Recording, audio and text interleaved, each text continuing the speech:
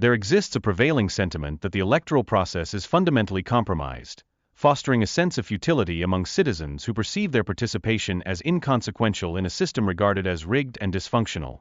Amidst this atmosphere of disenchantment, a multitude of groups has emerged, largely driven by dissatisfaction with the government's handling of persistent issues such as corruption and violence within Nigeria. Such grassroots initiatives reflect a burgeoning desire for change. A compelling philosophy has surfaced, suggesting that those responsible for the existing predicaments should be excluded from the solution-making process, given the substantial doubts regarding their credibility.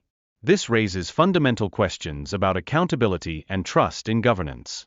Concerns surface within the theoretical framework that, should Obi ascend to power, there exists a risk he may shield corrupt individuals rather than hold them accountable. This highlights a complex web of political loyalties that complicate the quest for reform. Historically, opposition parties in Nigeria have grappled with internal divisions, severely undermining their capacity to challenge the ruling party during electoral contests. This fragmentation is perceived as a critical impediment to enacting meaningful change. In response to this fragmentation, a coalition of northern liberals is strategically positioning itself to unify the opposition, either through the establishment of a new political party or by integrating with an existing one, thereby enhancing their collective influence in future elections. Comprising leaders from the northern region, this coalition is committed to uniting for the welfare of all Nigerians, indicative of a significant shift in the political dynamics that have characterized the nation for years. However, the prominent figures within this coalition, such as Abwakamu and Rotomai, possess controversial backgrounds, which raises pertinent questions regarding their motivations and the potential efficacy of this newly formed alliance. The discourse surrounding Nigeria's political future includes apprehensions regarding Atiku's potential reconsideration of his ambitions in light of ongoing corruption, a situation that could alter the trajectories of various political entities. The rising frustration among the Nigerian populace is palpable, as many citizens feel their pressing issues are being sidelined by the political elite. This growing discontent could catalyze substantial political transformations in the near future. Moreover, the potential for an increasingly divided opposition looms over the forthcoming elections, raising concerns that the existing political dynamics might precipitate a significant loss of power for certain parties. Political figures are expressing anxiety about the post-election landscape, particularly regarding public reactions and the stability of their positions in the face of possible electoral shifts. In this intricate political milieu, the influence of key individuals, such as Tiknumbu, emerges as a pivotal factor, given their capacity to shape alliances and respond to emerging challenges within the political arena. Recently, delegates from various northern states convened, signaling their commitment to forming a coalition. This gathering reflects a concerted effort to collaboratively address national issues through unified action. The diverse range of speeches delivered by representatives at this gathering highlighted their varied perspectives on Nigeria's current challenges. Such dialogue serves as an essential foundation for fostering cooperation among the disparate groups involved. Nigerians for election that Tinubu is going to organize.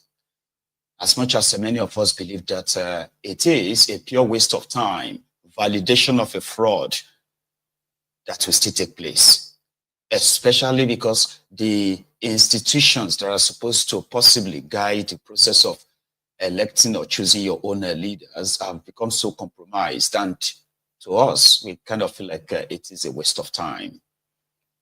However, a lot of us believe that something needs to be done, right? For so many reasons why a lot of us probably would not want to be part of the entire process or the charade. But we can all agree that something has to be done. And if something has to be done, it is either we do it, or maybe some people do it. And in this instance, where many groups have been created because of the failed kind of a governance that APC, Ekebe, has been offering Nigeria and Nigerians. The most divisive, violent, kind of a set of people who glorifies criminality. I was them enough that, those who stand against any form of discrimination, marginalization, criminality, and all that, every one of them is tagged enemy of the country. Why the real enemies who continue to pardon terrorists, right? Keeps giving themselves, pass marks and awards of excellence. So some people need to do it.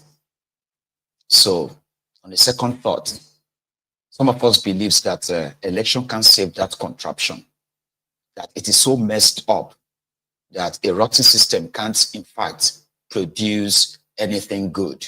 And we have been proven right many times. However, some of us also believe that, you see, if there is going to be any form of revolution or any form of, shutdown that is going to have a mass acceptance, there should be something that will lead to that. And that is why when the likes of the obedience publicly and privately express this to whoever cares to listen, that if they are to participate in any elections in Nigeria again, it must be the one that Peter Obi is the presidential candidate, and it will be the one that, you see, they will not be sort of like tamed whenever they feel like the entire process is rigged or cheated.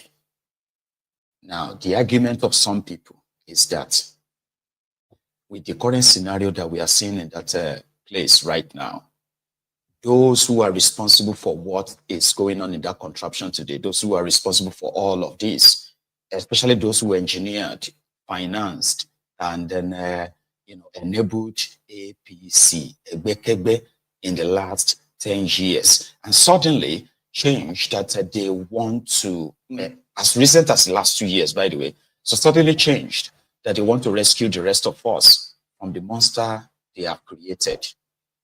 I am of a philosophy that those who created a problem must never be part of the solution, but it is Nigeria.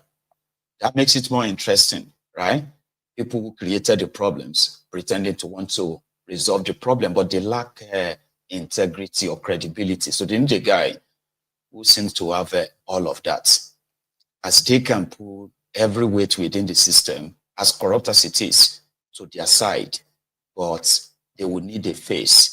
And that face is now looking like it's going to be that Peter Obi. And to the obedient, since I have been observing and then, documenting the activities of the obedient myself, right?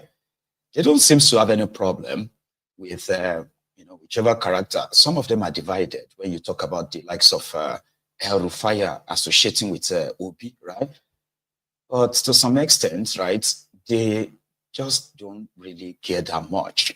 Because according to them, if Obi is in the mantle, if Obi has the mantle of presidency in that contraption, he can obviously tame all this crook. That is their own theory, a theory that many others, right, who also publicly reject Obi and all that. I'm talking about the revolution now, not talking about the Runukusa gang. To them, no, Obi won't punish those who did this to Nigeria. Rather, once the power is in his hand, it will probably just shield them with what he kept saying, as long as they don't do it again. Now, you see all this division, right? Kind of make it on one hand, make it like an advantage to Tifnumbu in the last few days, or maybe last few weeks. Yeah, but things seems to be changing the direction a bit. So for the first time, those who have been either speaking overtly or covertly on the coalition. Now, before I even go to that, right?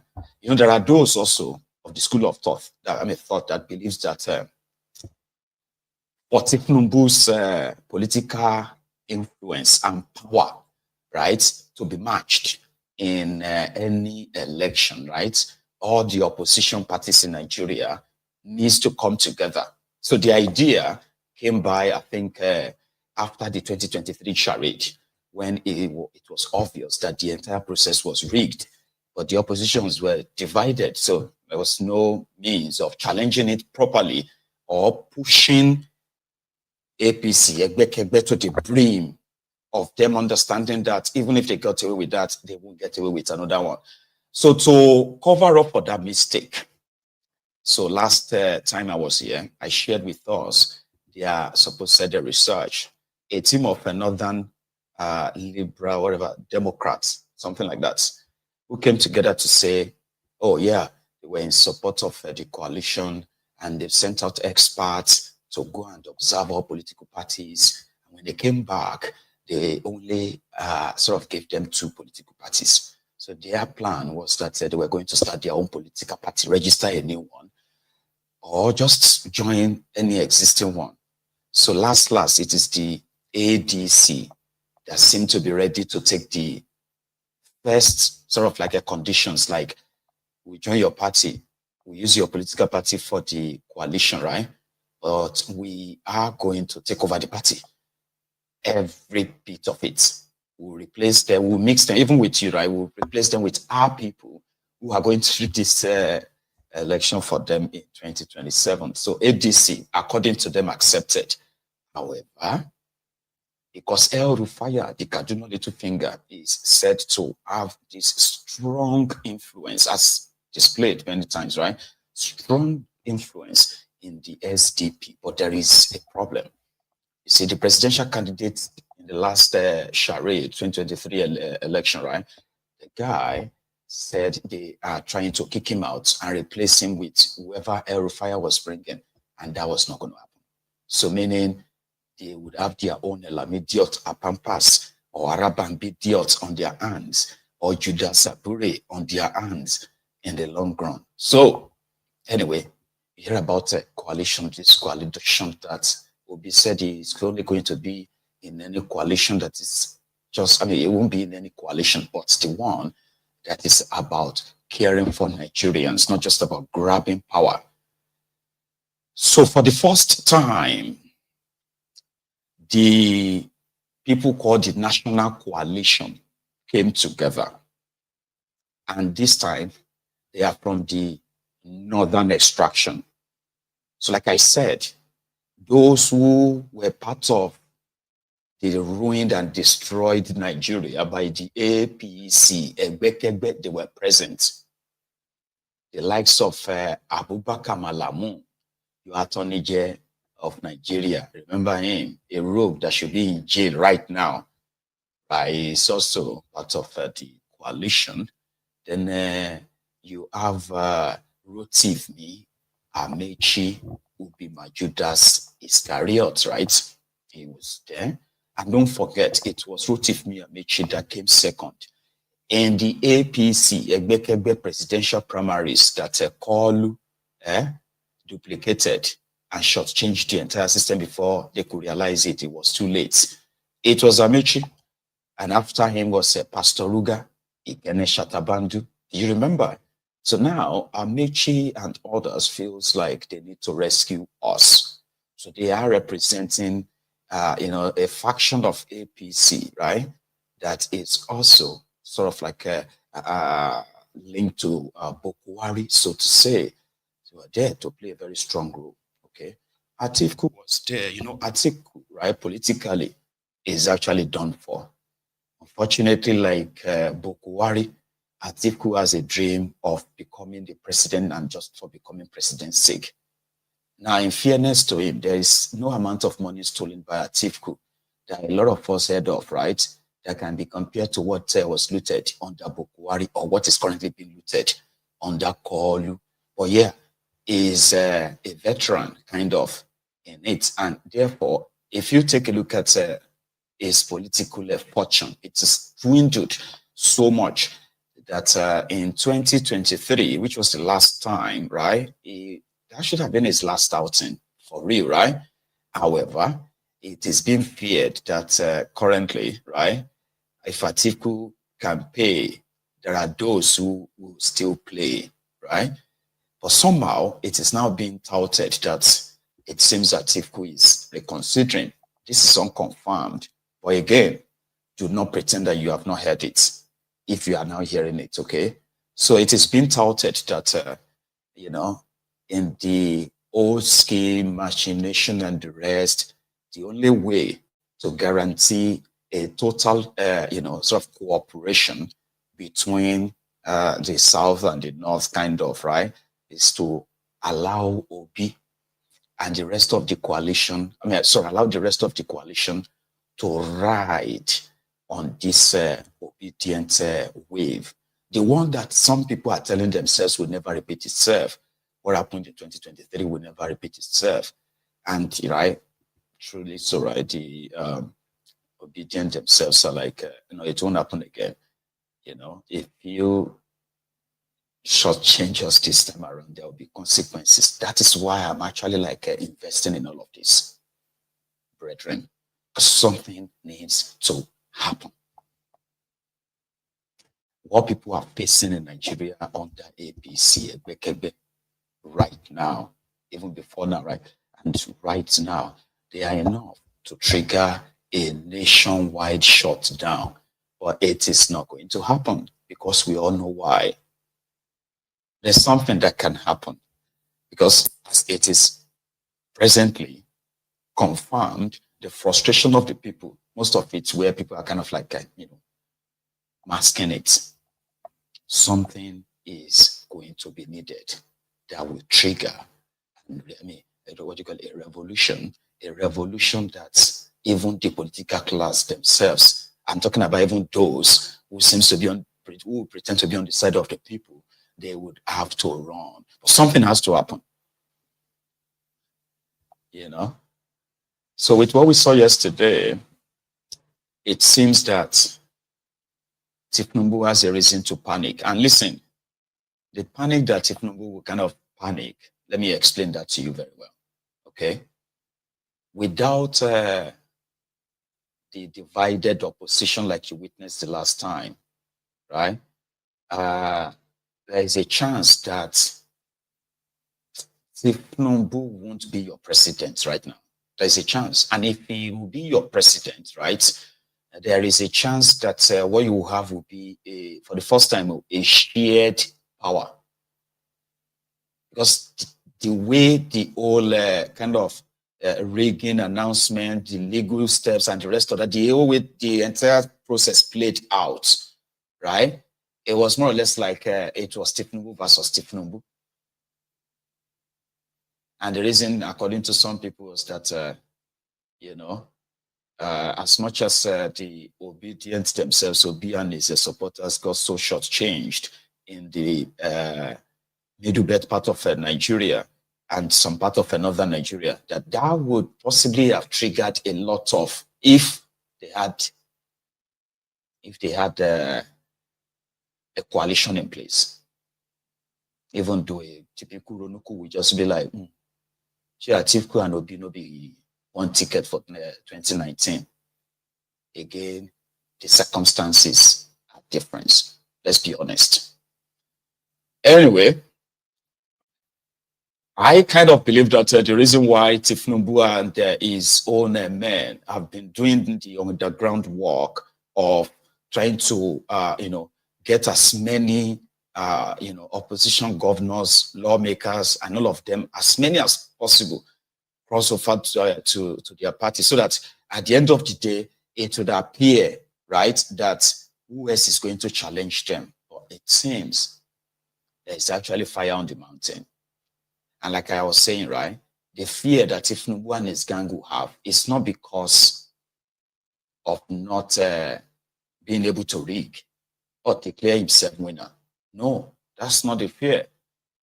The real fear is going to be what happened after. Do you understand? What will happen after that? Something that a lot of people will say, nothing will happen. That is actually the link we need. That confidence of what do they want to do? Benny forgets, he go declare himself, because I personally believe that Tifnumbu is not going to participate in a charade diet, he's going to lose. You can take that to the bank. Even when it is so obvious. Because Tifnumbu will bank on the interest groups who are principally, right, the member of the Nigerian enterprise. And we are talking about, their emirs, their shaitans, their what do you call it, their clerics, and then some other remnant elite in the north, once they are taken care of, right? So Tiknumbu, a deal maker, everybody can probably go and be shouting on radio and TV that they have been rigged. But in all of this, that is the link we need. A link where a blind spot, where people who are currently in your government believes that they have it all, like, who's going to challenge us? And then boom, the challenge will come unprepared for them. You know what I mean? So that's why we are interested. So yesterday, right, in the same hall, Atiku, Obi, and so many of them, I can mention them all.